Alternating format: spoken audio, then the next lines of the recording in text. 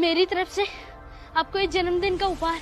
अरे पता नहीं कब से कह रहा है कि भीम भाऊ के लिए कुछ अलग सा उपहार लेगा। भीम देखो ना क्या है उसमें।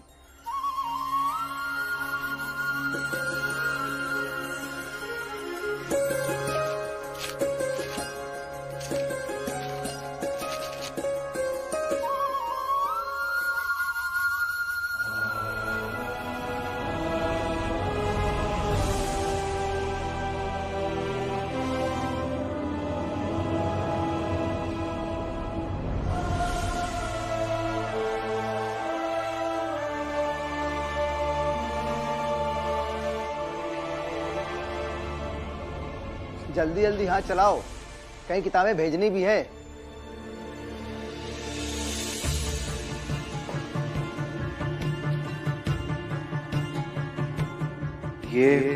ये कितने की है? 2 रुपए की। क्या हुआ, बहुत महंगी है, खरीद नहीं सकते? तो चले क्यों आते हो महंगी किताबें खरीदने। अब जाओ, निकलो यहाँ से।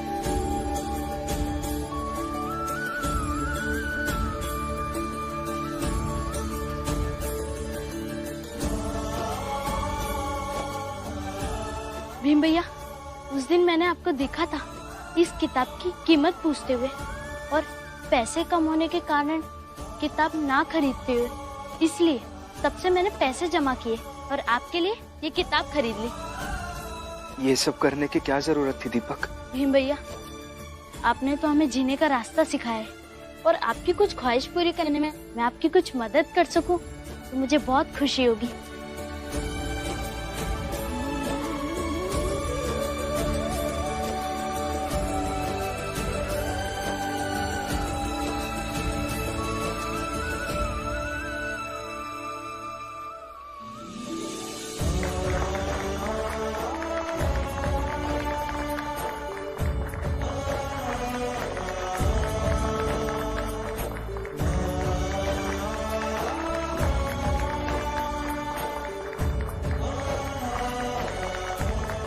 Thank you.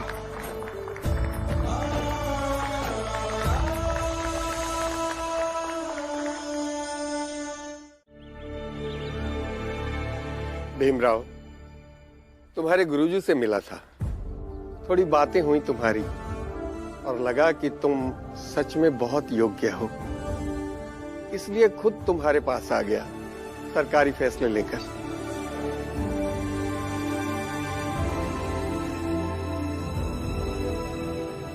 फैसला? कौन सा सरकारी फैसला? यही कि तुम एक व्यक्ति का नाम बताओ जो हर सामाजिक सभा में तुम्हारी जाति की ओर से भाग लेगा।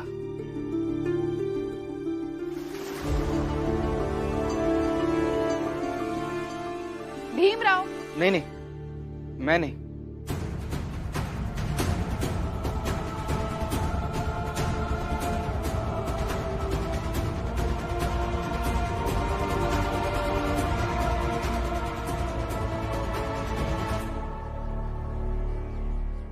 मालू,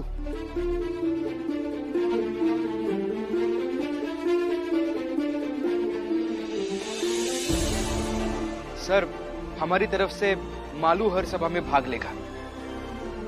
भीम, मैं नहीं भीम, मैं इतनी बड़ी जिम्मेदारी नहीं ले सकता। चिंता मत करो, जिम्मेदारी सर पर आएगी तो सब कुछ कर लोगे। और वैसे भी जो व्यक्ति शराब छोड़ सकता है वो कुछ भी हासिल कर सकता है।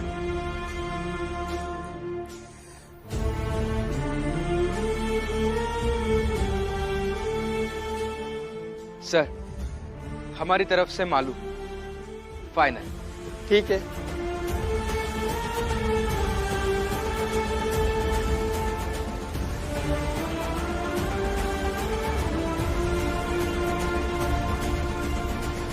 कबीर संगति साधकी कड़े न निर्फल होई।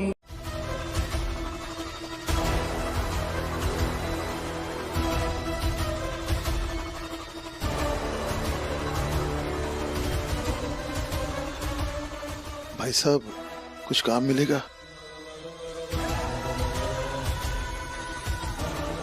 भाऊ, ये राम जी कर क्या रहे हैं? पता चल जाएगा। मैं बताता हूँ मालिक। ये राम जी काम ढूंढने जा रहा है। एक बात और मालिक, ये राम जी कई दिनों से बीमार चल रहा है, इसीलिए तो घर पर ही रहता था। अब देखो, बुढ़ापे में काम ढूंढने जा रहा है। ये जानकारी हमारे काम आ जाएगी। ऐसा है, अब उस चाल का खबरी हितेश नहीं, तू होगा। और ये बात किसी को बताना मत।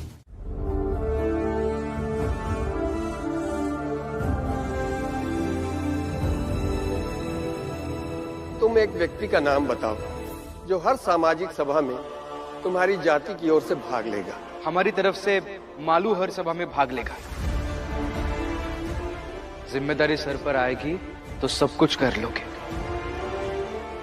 और वैसे भी जो व्यक्ति शराब छोड़ सकता है वो कुछ भी हासिल कर सकता है। दोस्त अच्छा हो तो जंगल के जानवर वाली जिंदगी से निकाल कर सामान्य जिंदगी बना सकता है। सामान्य क्या, भीम ने खास बना दिया। भीम जैसा दोस्त सबको मिले।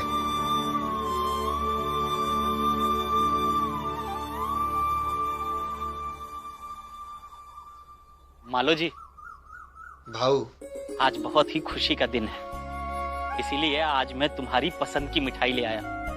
लो, खा लो, खा लो। बड़ा भाई हूं तुम्हारा। अब क्या जिंदगी भर ऐसे ही नाराज रहोगे? भाऊ, मेरे साथ जैसे आप रहे हैं वैसे में तो जिंदगी भर नाराज रहने का हक है मुझे। मगर भीम से सीखा है कि किसी के प्रति नाराज रहना भी सही नहीं है, वरना वो खुद जीजाबाई काकी से आज तक नाराज रहते ना। इसलिए भाऊ, मैं भी नाराज नहीं रहूंगा। आप मिठाई खिलाएंगे? छाछ लो, छाछ। भाऊ, छाछ दूं क्या? नहीं, छाछ नहीं, अगर थोड़ा पानी है तो दीजिए, बहुत प्यास लगी है। पानी नहीं है, छाछ है, ताजा है। जी नहीं, आज ही बनाया था भाऊ। जी धन्यवाद।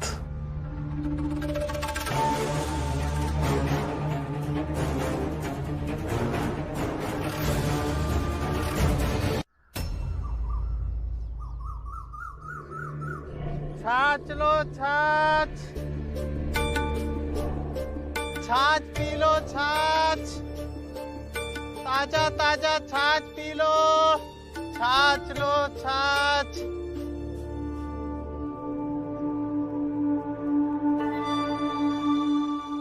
छाछ लो, छाछ। ताजा ताजा छाछ पी लो। छाछ लो, छाछ। छाछ लो, छाछ।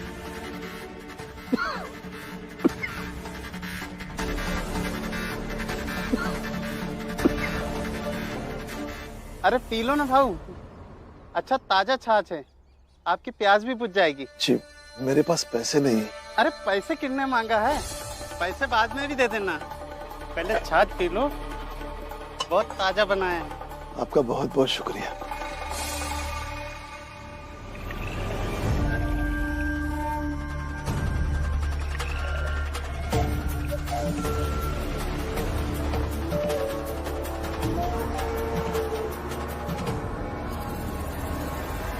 पियो, मजा आ जाएगा।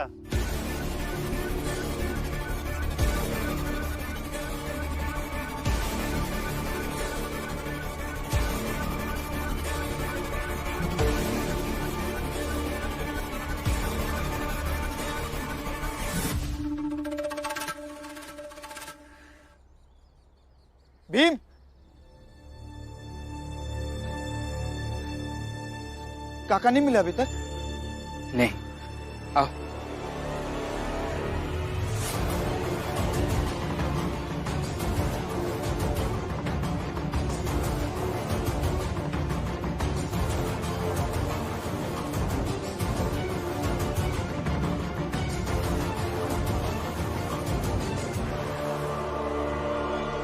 ये हुई ना बात।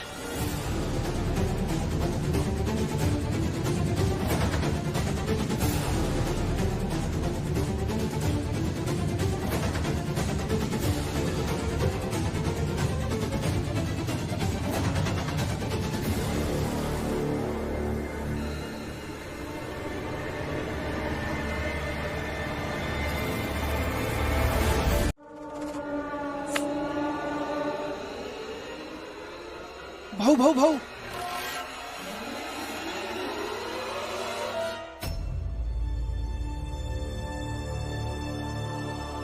वो बाबा है क्या? बाबा, काका, बाबा, बाबा, बाबा, काका, बाबा उठिए। बाबा क्या हुआ आपको? बाबा, काका, बाबा उठिए ना। बाबा, बाबा। भीम, एक काम करो, तुम डॉक्टर को बुला कर लाओ, हम लोग यहीं रुकते हैं। नहीं, तुम बाबा को लेकर घर जाओ, मैं डॉक्टर को लेकर आता हूँ। पकड़ो। काका। लो भीमराव, संघर्ष करके इतिहास में नाम दर्ज कराना चाहते हो ना? मगर अब तो तुम अपने पाप में उलझ जाओगे और तुम्हारा वर्तमान तुम्हारे भविष्य पर भारी पड़ जाएगा। भाऊ, अब घर चलते हैं। रात में भी बाबा गुस्सा हो गए थे और खाना भी नहीं खाया था और सुबह से चाय तक नहीं पिए। चलिए। हाँ चलो, मुझे भी वो चाल के सामने वाली शराब की दुकान वहां से हटानी है। अब सबको नौकरी से निकाल ही दिया है तो दुकान भी बंद कर ही देते हैं। चलो। उठिए ना, उठिए, आंखें खोलिए। क्या हुआ इन्हें? हमें रास्ते में मिले, पता नहीं पापा को क्या हो गया।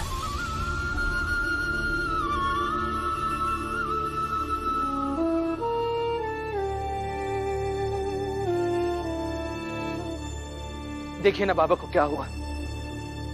उठिए, आंखें खोलिए। डॉक्टर साहब देखे नहीं ना क्या हुआ।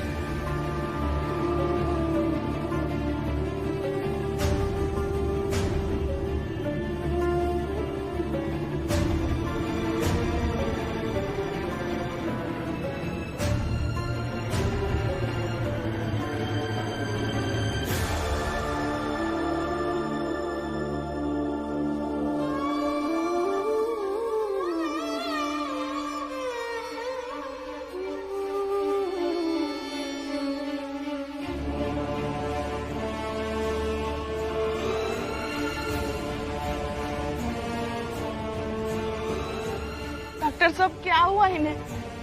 ये आंखें क्यों नहीं खोल रहे हैं? क्या हुआ डॉक्टर साहब?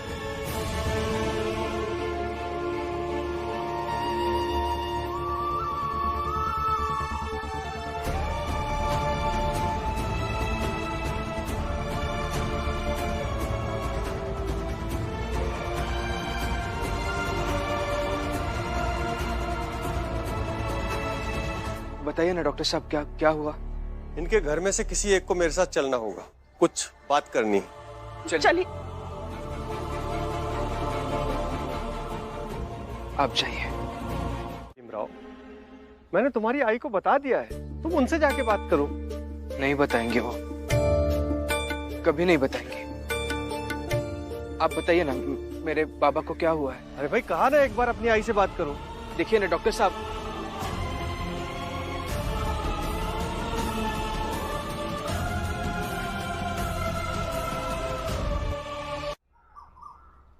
भीमराव,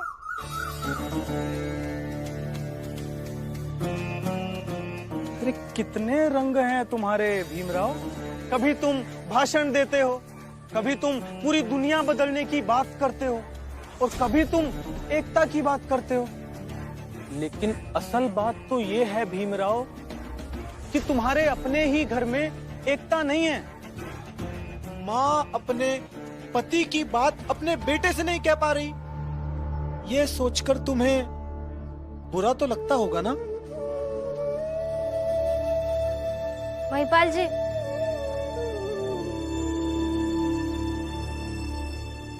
हर चीज का एक समय होता है और शायद आपको इस सब की कोई समझ नहीं है, ना ही मैं आपको कुछ समझाना चाहती, इसलिए अच्छा होगा कि आप हमें अकेला छोड़ दें। ये स्त्री से, लेकिन मैं गलत नहीं कह रहा हूं भीमराव। तुम ही बताओ, बुरा लगता है या नहीं? और बुरा ही क्यों? मैं समझता हूं शर्म आती होगी ना खुद पर। भीमराव, तुम एक असफल आदमी हो।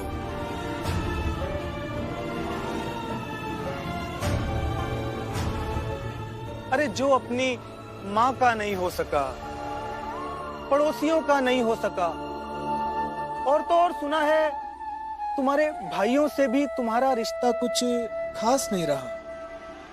मतलब ये है कि तुम उनके साथ भी पूरी तरह से नहीं हो सके, और राम जी से भी तुम्हारी बात कुछ कम ही होती है, और फिर भी तुम्हारी नजर में इतने सारे लोग गलत और तुम सही। पहली बात तो ये कि ये हमारे घर का मामला है, और दूसरी बात, रिश्तों की बातें आपको क्या समझ में आएंगी? इसलिए अच्छा होगा कि आप यहाँ से चले जाए। जा रहा हूं। और भीमराव, तुम सोचना कि मैं सही कह रहा हूं या गलत, और ये भी सोचना कि तुम्हारे और जीजाबाई के बीच बहुत सारी समस्याएं हैं। जीजाबाई जी, मैं जीजाबाई जी के पास जाऊंगा और कहूंगा, हाथ जोड़ के कहूंगा कि आज तक आप सही थी और मैं गलत था। मुझे माफ कर दीजिए। क्या कह रहे हैं आप गलत नहीं है, पर संभालिए अपने आप को।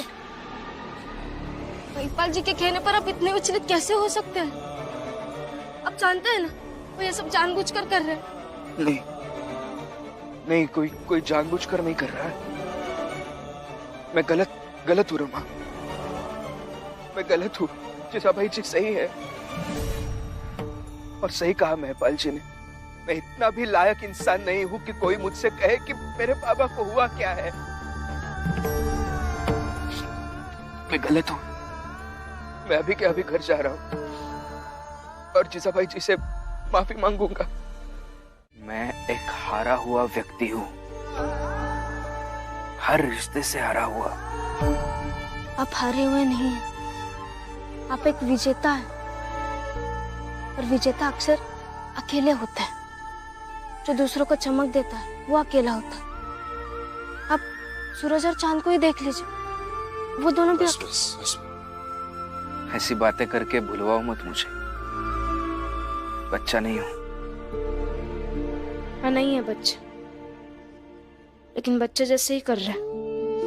अब हमेशा अकेले इसलिए हो जाते हैं क्योंकि आप संघर्षों की आग में जलते रहते हैं, और जहाँ कोई चीज जल रही हो तो वहां के ताप से तो लोग दूर भागेंगे ही ना। अब महिपाल जी की बातों को इतना महत्व मत दीजिए।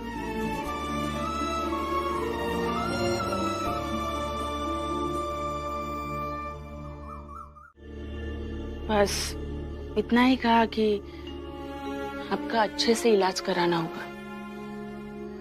इलाज महंगा है और बहुत ध्यान देने की बात है, इसीलिए मैंने आपके बच्चों को कुछ नहीं बताया। मैं उन्हें बताती तो वो परेशान हो जाते, और वो परेशान हो जाते तो आपको अच्छा नहीं लगता। अच्छा किया तुमने।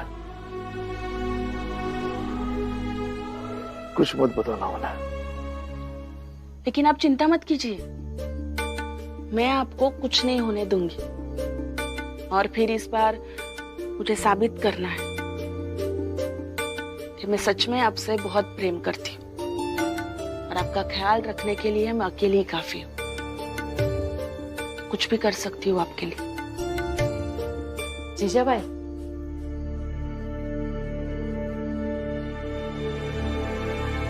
जीजाबाई, ये धनिया और लौंग का चूरन है। इसे दूध में पीने से इन्हें आराम मिलता है। कल शादी नहीं हुई है हमारी, शादी के इतने साल बाद मुझे भी पता है। तो फिर ये दूध में डालकर भैया को पिला देना। देखिए, मैं आपके प्रेम का बहुत सम्मान करती हूँ, और मैं नहीं चाहती कि ये कटोरी में अभी फेंक दूं। इसलिए आप चाहिए, मैं खुद धनिया लौंग पीस कर इन्हें पिला दूंगी। जो मैं लेकर आई हूँ वो दे देगी तो क्या हो जाएगा? मेरा बुरा मत मानना, लेकिन चाहो तुम।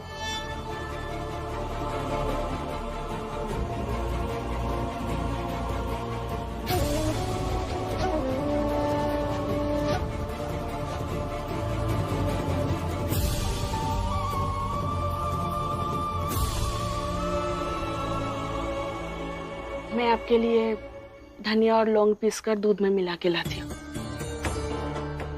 अब आराम कीजिए।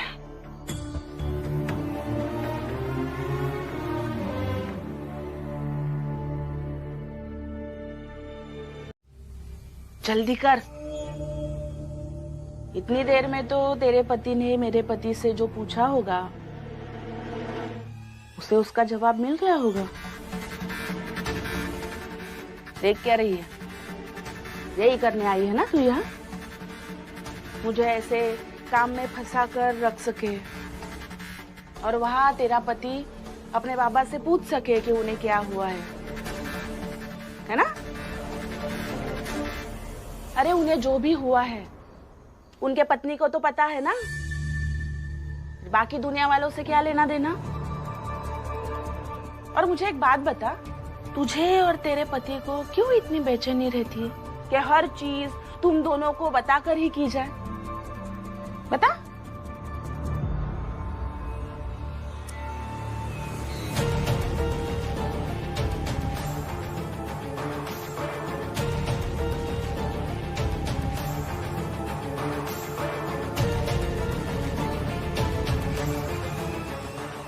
क्या हुआ? बोल। लीजिए, ऐसे पहली बार नहीं हुआ है कि मैं ये धनिया और लौंग पीस रही हूँ। और आप तो ये बिल्कुल मत सोचिएगा कि मैंने आपके खिलाफ कोई साजिश की है। हाँ, ये जरूर है कि हम जानना चाहते हैं कि बाबा को क्या हुआ, अगर आप बता नहीं रही हैं। और आप अगर वहां होती तो आप बाबा को भी बताने नहीं देते, इसलिए ये सब किया। अब चाहे जो समझिए अभी इसे। लीजिए। फिर भी माफी मांगती हूँ, माफ कर दीजिए।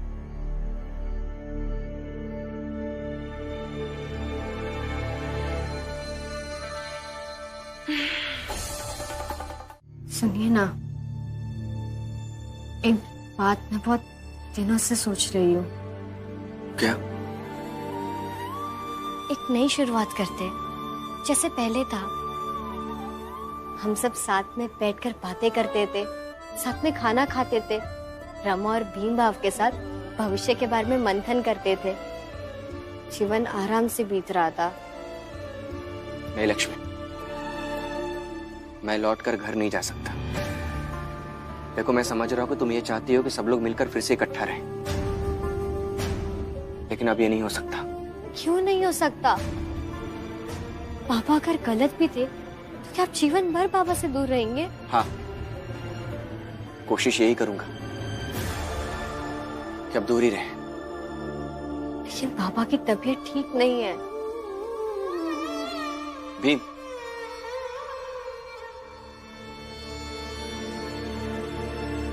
बाबा कैसे हैं? खबर मिली बाबा, जीजाबाई ने राम जी की तबीयत की असली अवस्था भीम, रमा, लक्ष्मी किसी को नहीं बताई है। अरे बाबा, इससे तो भीम और बाकी सब परेशान ही नहीं होंगे। तो मरेगा राम जी। बच्चों, कभी कभी अत्यधिक प्रेम दिखाने के चक्कर में इंसान अपने कंधों पर जरूरत से ज्यादा बोझ उठा लेता है।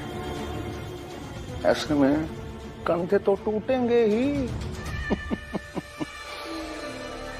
जब जीजाबाई का कंधा टूटेगा तो राम जी मरेगा, और जब राम जी मरेगा ना तो भीमराव की जिंदगी पूरी तरह से हिल जाएगी, बिखर जाएगी।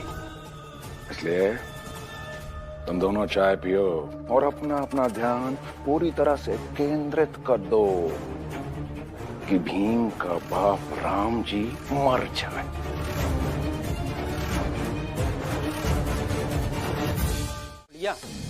जैसे तो पहले हमरे अंदर काम करत रही है, वैसे ही अब करे में का दिक्कत है?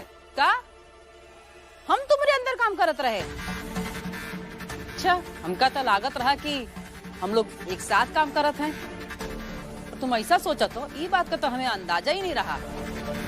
तो अब तो पता चल गवा ना, सब करो। नहीं, कोई जरूरत नहीं है। तुम अपन काम करो और हम अपन काम करेंगे। ये बात का तो फैसला पहले ही हो चुका है।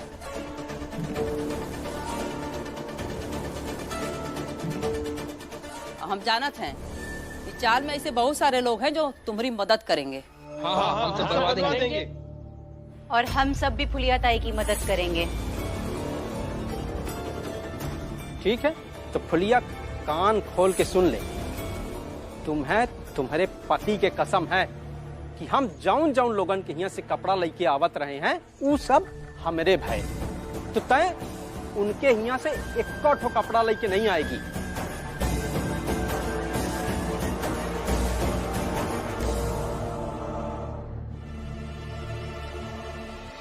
हाँ, तो नहीं लाएंगी। और जोखू भाऊ, हौसला रहेगा तो सब कुछ कर लेंगी फुलिया ताई। जोको, कितने गिरे हुए इंसान हो तुम। ए डलिया अम्मा, अब लड़ाई के बीच माँ अच्छा बुरा उठा गिरा ये सब बातें तो करो ही ना। जा रहे हैं हम कपड़ा लेवे।